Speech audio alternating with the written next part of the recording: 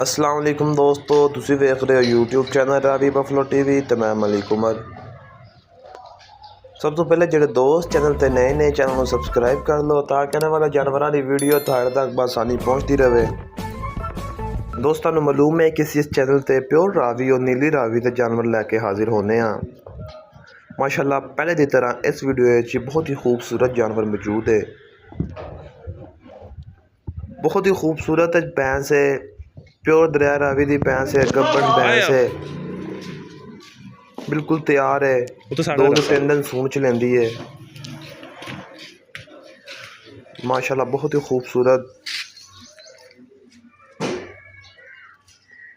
खूबसूरत थन लगा है माशाल्लाह। आर्डर क्वालिटी चेक करो भैंस दी,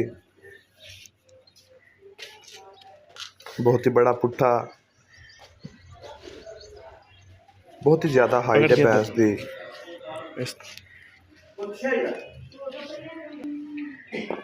माशाल्लाह भैंस का सिर बहुत सोहना है, बरीक धागे वर्गा पूछल है,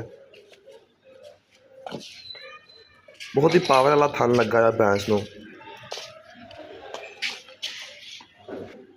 जेड़े भाई नूं भैंस पसंद होवे राबता कर सकता है। राबता नंबर 0309 19 99 787।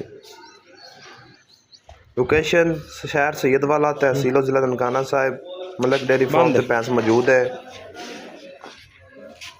जो भाई विज़िट करना चाहे राबता करके विज़िट कर सकता है।